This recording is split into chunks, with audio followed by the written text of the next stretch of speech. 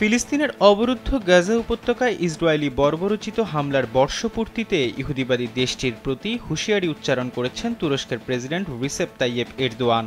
সোমবার microblogging site এক্সে দেয়া এক বার্তায় এমন হুঁশিয়ারি দেন তুর্কি প্রেসিডেন্ট। তিনি জানান, ইসরায়েলের দীর্ঘমেয়াদী গণহত্যা, দখলদারিত্ব ও আক্রমণ নীতির কবর রচনার সময় এসেছে।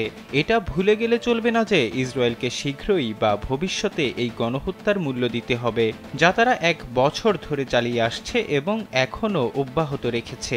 হিটলারকে মানবতার সাধারণ জোট যেভাবে থামিয়ে দিয়েছিল, নেতানিয়াহু এবং তার হত্যাকাণ্ডের নেটওয়ার্কও একইভাবে বন্ধ হবে। যে বিশ্বে গাজা গণহত্যার জন্য কোনো হিসাব রাখা হয় না, সেখানে কখনো শান্তি পাওয়া যাবে না। এরদোয়ান জানান, তুরস্ক সবসময় ইসরায়েলি সরকারের বিরুদ্ধে দাঁড়াবে, তার জন্য যত মূল্যই পরিশোধ করা লাগুক না কেন। এ সময় বিশ্বকে গাজার পক্ষে দাঁড়িয়ে সম্মানজনক অবস্থান তৈরির আহ্বানও জানান তুর্কি প্রেসিডেন্ট। গাজার হামাস নিয়ন্ত্রিত স্বাস্থ্য মন্ত্রণালয়ের তথ্য মতে, ইসরায়েলের নির্বিচার হামলায় নিহত হয়েছেন প্রায় 43,000 মানুষ, আহত হয়েছেন 1 লাখের বেশি ফিলিস্তিনি।